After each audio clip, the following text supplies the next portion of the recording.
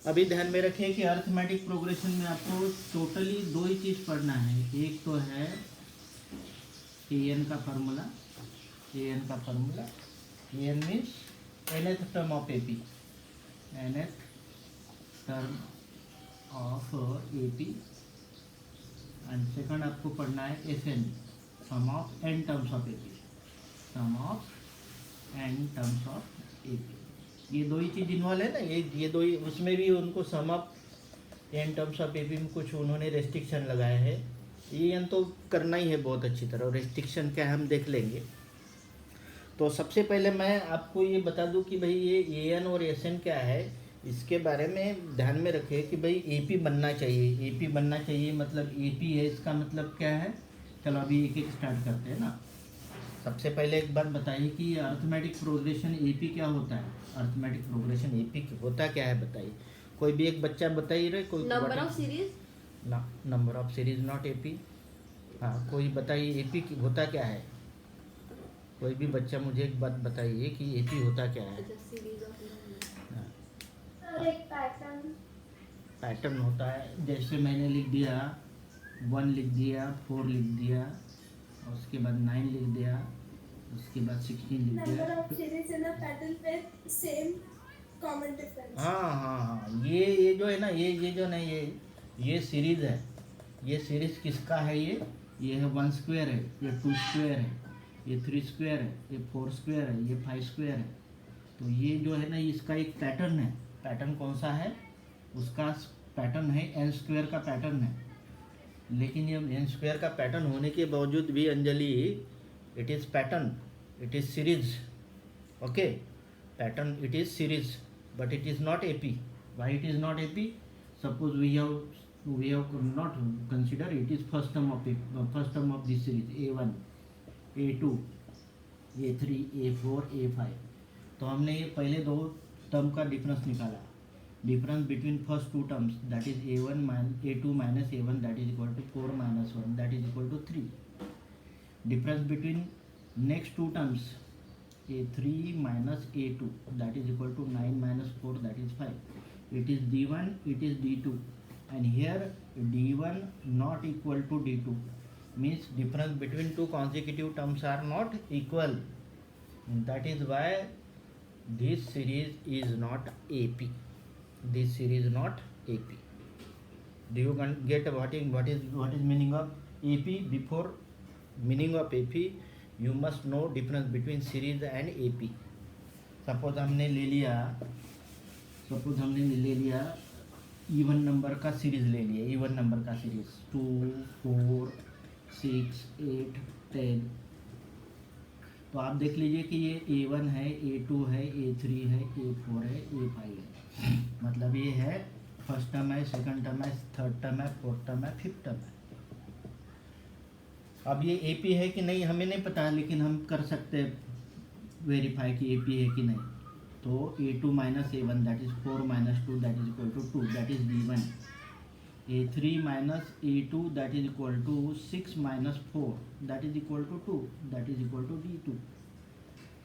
Then A4 minus A3 that is equal to 8 minus 6 that is equal to 2 that is D3। Here D1 equal to D2 equal to D3 that is equal to 2. This 2 is called a common difference D. 2 is called common difference D. It is called a common difference. Common difference.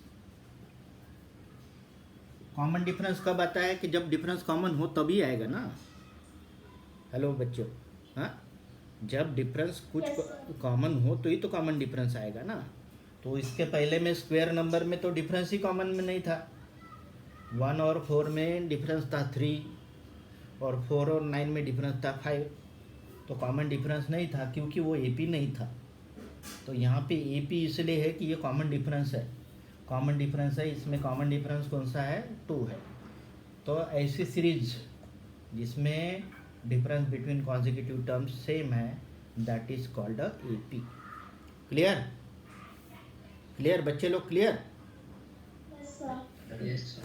अभी यहाँ पे देख लीजिए कि आप पहले ये समझ लीजिए कि ये टर्म और ये जो ये मतलब जैसे आप ये देख लीजिए, जैसे थ्री का मैं टेबल लिख दिया, 3 6 8 3 6 9 12 15। तो ये जो टर्म है ये 3 है। ये टर्म कौन सी है? ये टर्म कौन सा है? ये क्या रीड करते हो आप? ये 3 है ना। लेकिन ये 3 होने के बावजूद ये फर्स्ट टर्म है, इट इज़ A1।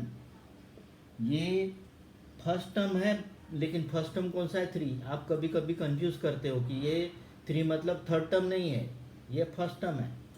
ये जो है ये A2 है, मतलब ये सेकंड टर्म है। तो आप टर्म और नंबर ऑफ टर्म और टर्म समझ में आ रहे हैं ना। ये फर्स्ट टर्म है, मतलब यहाँ पे नंबर ऑफ टर्म 1 हो गई, ये 2 टर्म हो गए, ये 3 टर्म हो गए, ये 4 टर्म हो गए, ये 5 टर्म हो गए, 5 टर्म हो गई। लेकिन फिफ्थ टर्म कौन सी है इसकी? फिफ्थ टर्म है 15। टर्म हो गई 15, लेकिन ये कौन से नंबर की टर्म हो गई? Fifth number.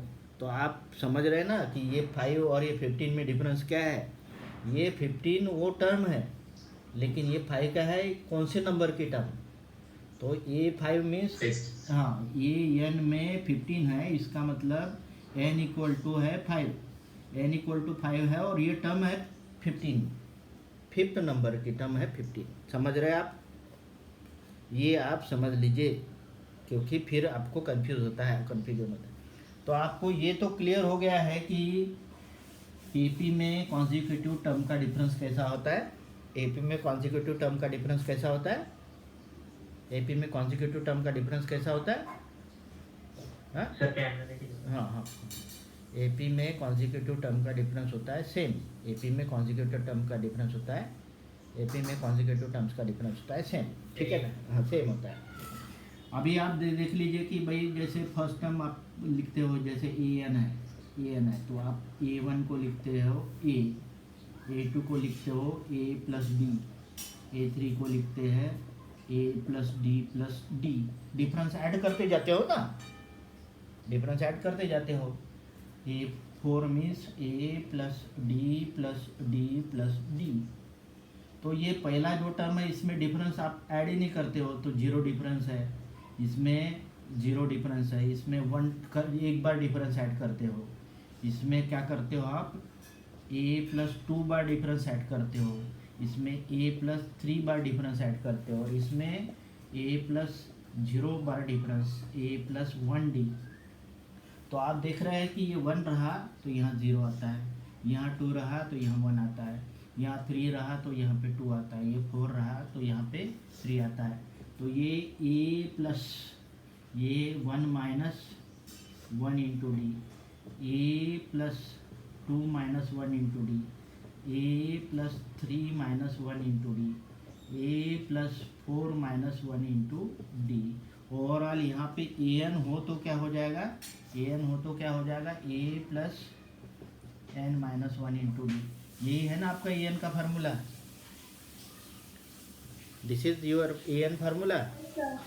So this is the simple derivation, because in this second term, if the offline examination there, then there is a requirement of derivation is also. It is the shortest derivation of an. First term of AP में हम क्या करते? First term तो जैसे का वैसे लिख देते, जैसे अभी 3 है, 3 6 9 है, तो 3 को तो वैसे ही लिखते हैं। सेकंड टर्म आने के लिए क्या करते हैं? 3 में डिफरेंस 3 का ऐड कर देते हैं। फिर नेक्स्ट जैसे आप 4 डिफरेंस है, जब जो मान लीजिए कि यहाँ पे जैसे ये है 3 7 11 है, फिर हो गया 15 हो गया, तो ये पहला टर्म हो गया, तो ये 3 हो गया, 3 प्लस 0 हो गया। सेकंड टर्म हो गया 3 प्लस 4, फिर थर्ड टर्म हो गया 3 प्लस 4 प्लस 4 11 हो गया, फिर 3 प्लस 4 प्लस 4 प्लस 4। तो ये पहली टर्म में तो 3 प्लस 0 हो गया, 3 प्लस 0, इसमें 3 प्लस 4 मतलब 1 इंटू 4। तो ऐसे करते करते आगे जाएगा, तो यहाँ पे ये फार्मूला आएगा। पहली टर्म में 0 डिफरेंस ऐड करते हैं, सेकंड टर्म में एक बार डिफरेंस ऐड करते हैं, in third term we add difference 2 times d plus D, and in the nth term we add the difference how many times? n minus 1 times. So this is what say your formula for an. ये समझ में आया? an equal to a plus n minus 1 into d. It is derivation, huh? Do you get this derivation? बच्चे लोग ये derivation समझ में आया कि नहीं? हाँ, आप लोग खाली यस और नो बोलने के लिए भी तैयार नहीं है। मैं डायरेक्ट बोर्ड को पढ़ाऊंगा और बाद में किसी को आपको खड़ा नहीं होने दूंगा मैं। Let me tell you. हाँ सर आपको, हाँ बोलिए ना। हाँ हाँ बोलिए सर, एक बार वापस समझा। जैसे अभी मान लीजिए कि हमने एक एपी ऐसा बना दिया, जैसे मैंने अभी लिया था 3 + 3 7 11 15, हाँ 15 के बाद 19। इसमें ये जो पहली टर्म है ये जो है ये 3 है, और ये दोनों का डिफरेंस है 4 का। ये दोनों का डिफरेंस कितना है? ये दोनों का डिफरेंस है 4 का। ये दोनों का डिफरेंस है 4 का। ये दोनों का डिफरेंस है 4 का। ये दोनों का डिफरेंस है 4 का। मतलब यहाँ पे डिफरेंस कितना है? कॉमन डिफरेंस कितना है? Common difference is how much? 4। तो पहली टर्म तो ये जो a1 है वो खाली हमने 3 लिख दिया। 3 लिख दिया मतलब हमने डिफरेंस कितना ऐड कर दिया? उसमें 0 ऐड कर दिया। इसमें 4 ऐड किया कि यहाँ पे 3 में? 3 को तो जैसा का वैसा लिख दिया, a1 है नहीं। लेकिन a2 में क्या किया हमने? 3 में 4 ऐड कर दिया, तो 3 + 4 कितना हो गया? 7 हो गया। ये हो गया 7 हो गया। फिर हमने नेक्स्ट में क्या किया? a3 में क्या किया? 3 + 4 7 है, उसमें और 4 ऐड कर दिया, तो कितना हो गया? ये 11 हो गया। फिर a4 में क्या किया हमने? 3 + 4 + 4, 3 + 4 + 4 + 4 दैट इज इक्वल टू 15 हो गया। तो हम ऐसे आगे चलते करते गए। तो ये पहला क्या हो गया? ये 3 + 0d। ये क्या हो गया? 3 + ये हो गया 1 × 4, तो 1 × d, 1 × 4 ना, d इज 4। ये नेक्स्ट हो गया 4 + 4 मीन्स 2 टाइम्स 4 ना, 4 + 4 मीन्स 4 + 4 8 मीन्स 2 टाइम्स d। ये हो गया 4 + 4 + 4 मीन्स 3 टाइम्स d, मतलब 3 + 3d हो गया। लेकिन यहाँ देखोगे ये 0 है, ये 1 है, ये 1 है तो इससे 1 कम है, ये 2 है तो इससे 1 कम है, ये 3 है तो ये 2 है, 4 है तो ये 3 है। तो ओवरऑल आप देखोगे कि ये जो टर्म है ये है a + 0d, a + 1d, a + 2d, a + 3d। तो यहाँ पे देख रहे हो कि a प्लस ये 1 है तो 1 - 1d, 0d 1 - 1, a + 2 - 1d, a + 3 - 1 into d, a + 4 - 1 into d। ये 4 कहाँ से आया? यहाँ से आया।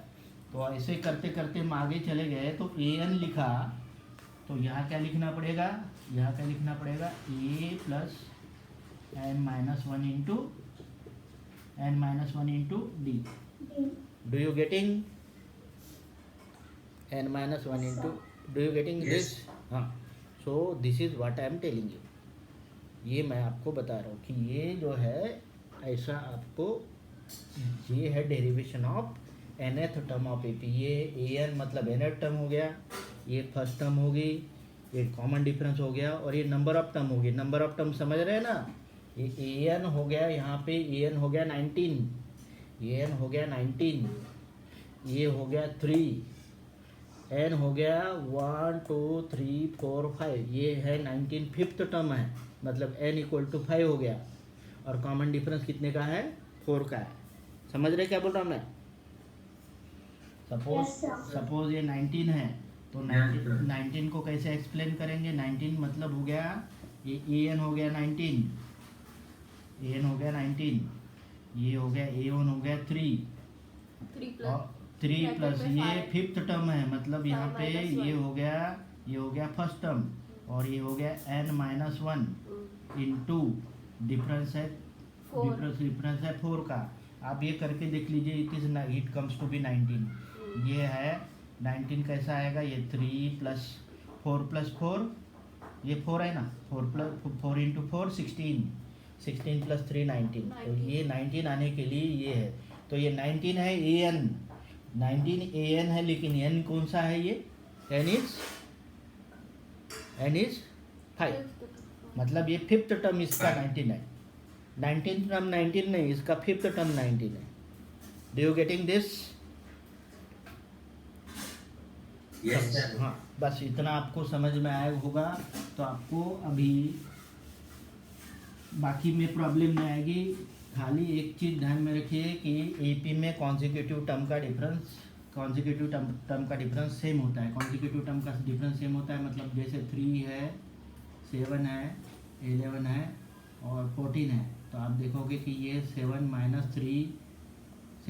3 मतलब हो गया a2 minus a1 equal to 4, और 11 minus 7 that is a3 minus a2 that is equal to 4। मतलब इसमें ऐसा होता है कि a1 minus a2 minus a1 that is equal to a3 minus a2 that is equal to a4 minus a3। ये सब का डिफरेंस कैसा होता है? सेम होता है। किसमें एपी में। ठीक है, ओके। तो मैं एक आध ऐसा प्रॉब्लम दे दूँ कि मैं आपको एक आध अननोन दे दूँ और आपको बोलो कि भाई ये एपी में है और आप फाइंड कर लो, तो कर लोगे? फिर बता दे रहा हूँ मैं, इसका और इसका डिफरेंस, इसका और इसका डिफरेंस, इसका और इसका डिफरेंस सेम होता है किसमें? एपी में। मैं आपको ये सब के सब अननोन दे दूँ, ठीक है ना, इन टर्म्स ऑफ अननोन, और आपको बोलूँ कि भाई आप एपी फाइंड कर लो, तो फाइंड कर लोगे? चलो एक प्रॉब्लम देखो यहाँ पे, ये फर्स्ट प्रॉब्लम देख लो। हाँ, ये एकदम बेसिक ही है, ये देख लीजिए यहाँ पे, एक देख लीजिए यहाँ पे, यहाँ क्या दिया है? p माइनस 1, उसके क्या बाद क्या दिया है? p प्लस 3, उसके बाद क्या दिया है? 3p minus 1। ये क्या है? This term are in AP, ये एपी में है, एपी में है, इसका मतलब क्या है? What is meaning of this? Anybody who can tell? ये तीनों टर्म एपी में है, इसका मतलब क्या है? Common difference. हाँ, इनका कॉमन डिफरेंस है। तो इसका मतलब है कि ये a1 है तो ये a2 है और तब भी a3 है।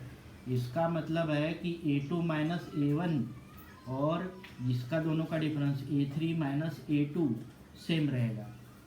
और अभी आप क्या करिए, खुद से बताइए कि what is value of p। p का वैल्यू बताइए मुझे, p का वैल्यू बताइए।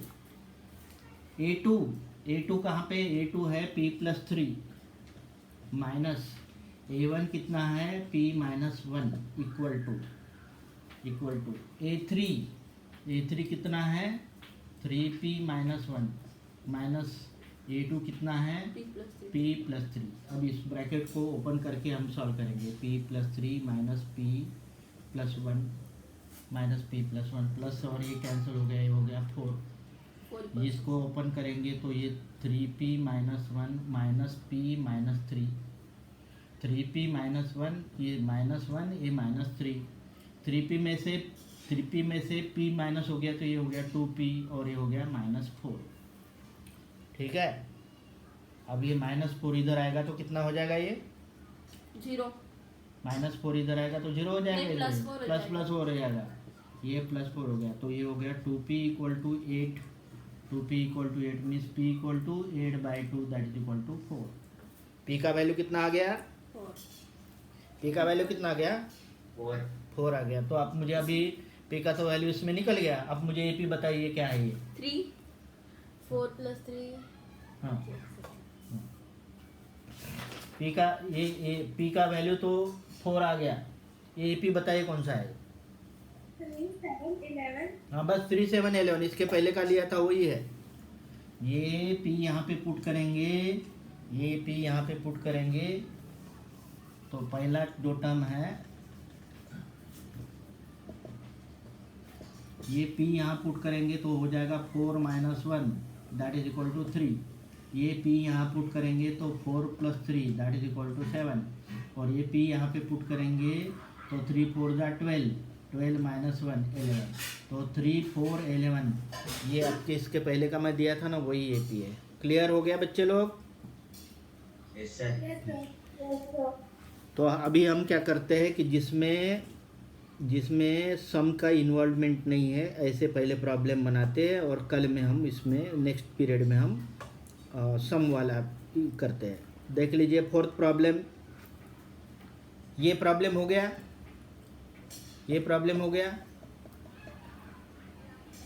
ये प्रॉब्लम आपने नोट किया। Yes, sir. Yes, sir. हाँ, तो नोट किया होगा। तो थोड़ा मैं एक पकौड़ा खाता हूँ, बाद में बात करता हूँ, ठीक है।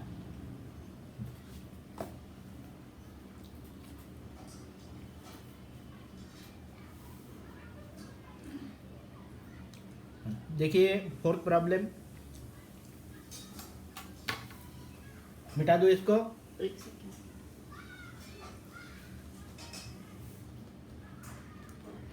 Yes, sir.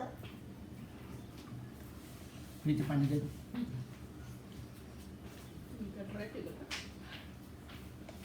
काय नाही, मायनस तो करतो ॲक्च्युअल। Sir, answer. Actually.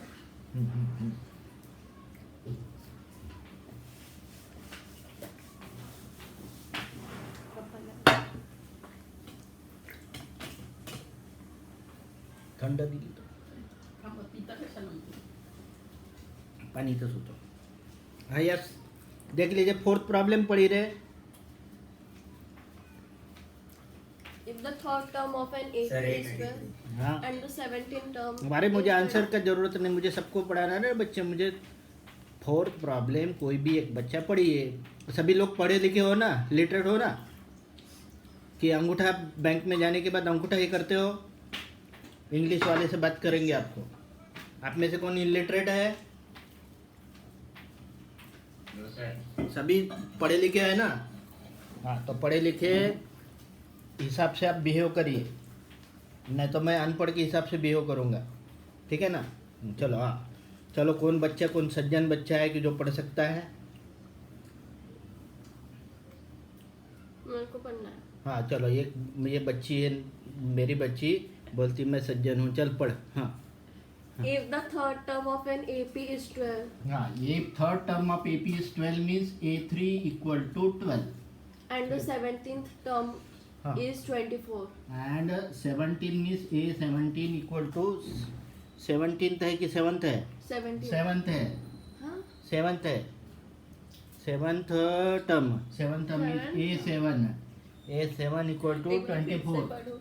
हाँ ठीक है If ना। the third term of हाँ। AP is 12 and the 7th term is 24, then the 10th term is हाँ ठीक है, क्लियर हो गया बच्चे लोग। ये क्या है? दो इक्वेशन है, ठीक है। अभी मेरी बच्ची मेरे को रॉन्ग कराने वाली थी, है समझ में आया? तो ध्यान में रखिए, आदमी कभी भी मुश्किल में पड़ सकता है, तो सावधानी से चलना है बच्चे लोग, है। देख लीजिए क्या प्रॉब्लम दिया है। Third term of AP is 12 and 7th term of AP is कितना? 24। आपको क्या फाइंड करना है? 10th टर्म फाइंड करना है। अब आप जानते हो कि an क्या होता है? an होता है a plus n minus 1 into D. n यहाँ पे कितना है? n क्या है, कितना है यहाँ पे? 3. यहाँ पे 3 है, तो ये 12 कैसा आ जाएगा? ये 12 an मतलब हो गया 12 हो गया। 12 कैसा आ जाएगा? a प्लस n है 3 minus 1 means it is 2d, तो ये हो गया a plus 2d, a plus 2d equal to 12। ये इक्वेशन को समझ में आया कि आपको पहले बताए मुझे? Do get? ये a plus 2d equal to 12, ये इक्वेशन आपको समझ में आया क्या? n इक्वल टू 3 पुट कर दिया तो 3 माइनस 1 हो गया 2d। यहाँ पे देख लीजिए a7 है, a7 है मतलब a प्लस 7 माइनस 1 होता है 6d इक्वल टू 24। ये इक्वेशन नंबर हो गया 2। और हमें फाइंड क्या करना है? हमें फाइंड करना है a प्लस 9d फाइंड करना है। हमें क्या फाइंड करना है? a प्लस 9d हमें फाइंड करना है। अब ये दो इक्वेशन है, these are two equation in two variables a and d। तो मैं ऐसे कर देता हूँ, इसके नीचे पहला इक्वेशन लिख देता हूँ, a plus 2d equal to 12। This is equation number 1 and I subtract this equation 1 from equation number 2। If I subtract equation number 1 from equation 2, then this by a and minus a get cancelled. 6d minus 2d, how much? It is 4d. 24 minus 12, that is equal to 12. So d equal to 12 divided by 4, that is equal to 3. d का value कितना निकला? d का value कितना निकला? 3. तो यहाँ पे ये है 9 into 3, that is equal to 27. लेकिन अभी क्या बाकी रहा इसमें निकालना? क्या बाकी रहा? क्या बाकी रहा? ए का वैल्यू निकालना बाकी रहा. तो हम ए का वैल्यू फाइंड करेंगे. ए का वैल्यू फाइंड करेंगे तो इस इक्वेशन में या तो इस इक्वेशन में, इनमें से दो इक्वेशन में डी का वैल्यू पुट करो. मैं क्या कर देता हूँ, इस इक्वेशन में डी का वैल्यू पुट कर देता हूँ. A plus 2d equal to 12. A plus 2 into D is 3 equal to 12. A plus 2 into 3 6 equal to 12. So A equal to 12 minus 6, that is equal to 6. तो यहाँ पे दो चीज़ हो गए. ए इक्वल टू 6 निकला और डी इक्वल टू 3 निकला, और ए इक्वल टू 6 पुट कर दिया तो A10 निकला. A10 कितना निकला रे? A10 कितना निकला? 33. हाँ कितना? 33. 33. सो 10th term of AP is 33. Difficult problem है क्या? नहीं है. No, sir. हाँ, आपको बोलने के पहले बता दे रहा हूँ क्योंकि आपको बोलने में तो सुबह बोलेंगे तो शाम को रिप्लाई करेंगे. हाँ, इतना टाइम किसके पास है भाई? हाँ, आपको आपके हिसाब से चले तो आप तो 10 साल में 10th पास हो जाएंगे. ठीक है ना? तो ऐसा थोड़ी नहीं चलेगा बच्चे लोग, है ना? इस स्पीड से दुनिया नहीं चलती. ठीक. बाकी मामले में तो बहुत आप आगे रहते हो रहे. बहुत सारे एरिया बताओ. क्या वीडियो रिकॉर्डिंग चल रहा है? चलो आगे बढ़ते हैं. ठीक है, ये लिखिए, मैं आगे बढ़ता हूँ. क्या पूछा था इसमें? व्हाट इज, हाँ, इसमें 3rd टर्म दिया था, 7th टर्म दिया था, आपको 10th टर्म फाइंड करना था. मैंने 3rd टर्म से I have made 1 equation and using this second condition I have made second equation and these are the equation in 2 variable. That is why I have what I have done, linear equation in 2 variable में solve करने की procedure है ना, तो I have applied the same procedure. If we subtract this first equation from second equation, then we get d equal to 3, and if you replace the d equal to 3 in any of the equation, then we get a equal to 6. And if a and d put in this A10, that is a plus 9d, then we get 33. Anybody has got any difficulty, then ask me, otherwise I go for the next equation. सबने लिख लिया? Yes, sir. किसी को कोई समस्या है बताइए तो मैं करता हूँ, नहीं तो आगे बढ़ता हूँ. किसी को कोई समस्या है? No, sir. बोलिए अंजलि. No, sir. और इसको सब्स्टिट्यूशन मेथड से भी कर सकते हैं. इसको सब्स्टिट्यूशन मेथड से भी कर सकते हैं, किसी भी मेथड से कर सकते हैं. आप कंफर्टेबल होना चाहिए. ठीक है? क्या बोल रहा हूँ मैं? Yes, sir. You must be comfortable. आपका आंसर आना चाहिए. ठीक है ना? कोई भी मेथड से कर सकते हो. ठीक है, जो भी मेथड में आप कंफर्टेबल है उसमें करिए. चलो अभी देखता हूँ मैं इसमें. यहाँ पे देख लीजिए प्रॉब्लम नंबर 5th, तो बाद में देखता हूँ. मुझे 6th दिख रहा है, मुझे 6 दिख रहा है मुझे. Problem number 6th. Number 15 is divided into 3 parts which are in AP and sum of their square is 83. ठीक है ना?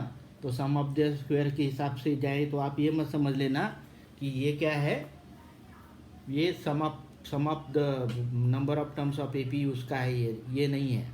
ठीक है ना? अभी देख लीजिए क्या दिया है.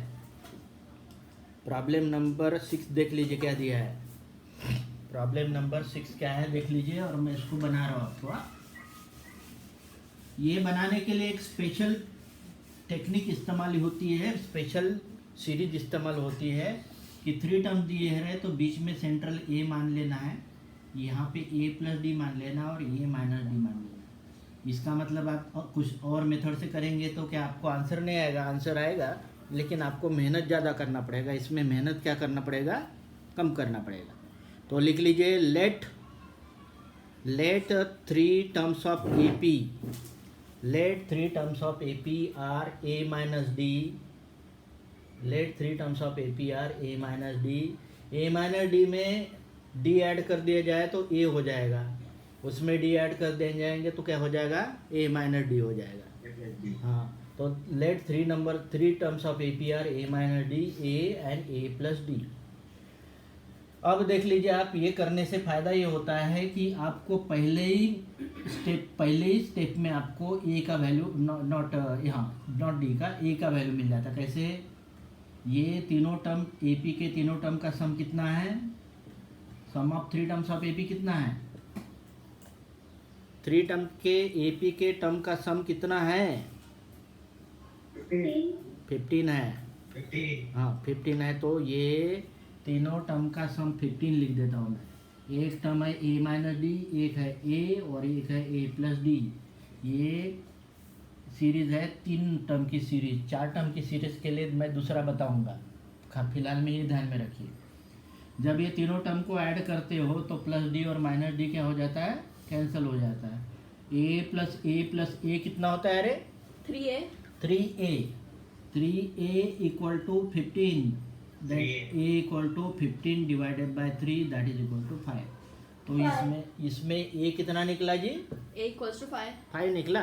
5। हाँ, तो ये 5 निकला। इसका मतलब ये टर्म्स कौन सी हो गई ये टर्म्स हो गई 5 माइनस डी, 5 माइनस डी।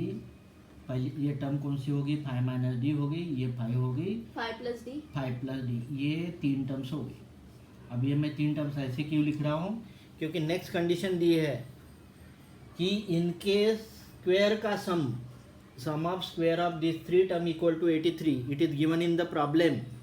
ये तीनों टर्म की स्क्वायर करिए, उसका सम करिए, स्क्वायर करिए, सम करिए, और स्क्वायर की सम कितनी आ रही है, स्क्वायर की सम आ रही है 5 माइनस, हाँ इसका स्क्वायर करिए, 5 का स्क्वायर करिए और 5 प्लस डी का स्क्वायर करिए, तो इसका सम आ रहा है 83। So this give the D.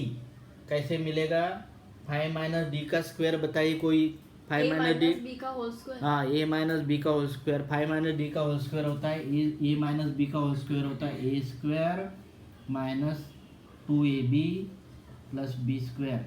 A square means 5 का स्क्वायर, 2 टाइम्स ये दोनों का प्रोडक्ट माइनस 10D एंड ये D square, A square minus 2AB plus B square, ये हो गया 25, ये हो गया 5 square plus 10D plus D square and that is equal to 83, that is equal to 83।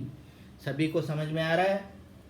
अब ये प्लस 10D और माइनस 10D हो गया कैंसल, प्लस डी और माइनस 10D हो गया कैंसल। 25 प्लस 25 50, 50 प्लस ये 25 फिर से 50 प्लस ये 25 हो गया 75। तो ये हो गया 75 और ये डी स्क्वायर और डी स्क्वायर होता है 2D square, 2D square equal to 83। तो हमारे पास इक्वेशन क्या है, 2D square equal to 83 minus 75। समझ रहे, I have transpose this 75 from one side to another side, then 2D square equal to 83 minus 75। Tell me 83 minus 75 कितना,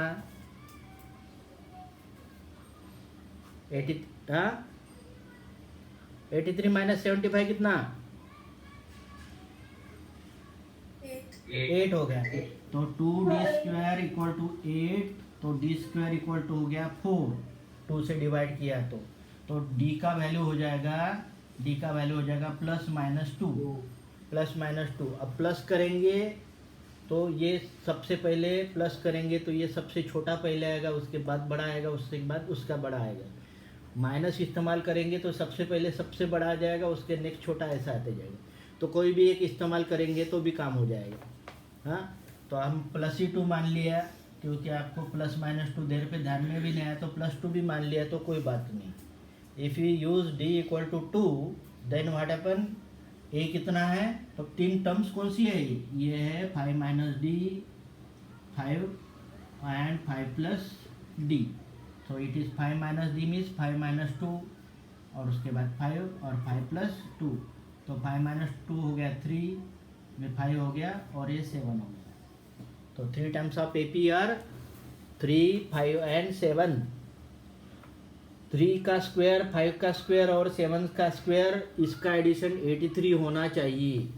और ये तीनों टर्म की एडिशन कितनी होनी चाहिए? तीनों टर्म की एडिशन कितनी होनी चाहिए? 15 होनी चाहिए. ये तीनों टर्म का एडिशन करके देख लीजिए. 3 प्लस 5 प्लस 7 तो 15 हो जाएगा. 3 square plus 5 square plus 7 square, इसका सम करके देखिए तो 83 हो जाएगा. नहीं होता है तो क्या करेंगे? नहीं होता है तो समझ लीजिए कि हमने गलत किया. अब फिर से प्रॉब्लम करिए. समझ रहे हैं बच्चे लोग? सपोज ये एडिशन ऐसा नहीं आया तो इसका मतलब क्या है? इसका मतलब है कि हमने गलत किया. अभी गलत नहीं लग रहा है मुझे, इसलिए नहीं लग रहा है. हाँ, समझ में आया ना? तो मुझे लगता है कि आपका टाइम अभी ख़त्म हो गया. आपका जो है पेशेंस इतना ज़्यादा नहीं 10th क्लास के हिसाब से. काफ़ी हद तक आप लोग, मैं पहले रिकॉर्डिंग बंद करता हूँ, फिर आपके रिकॉर्डिंग किया है कि इसका इधर किया है.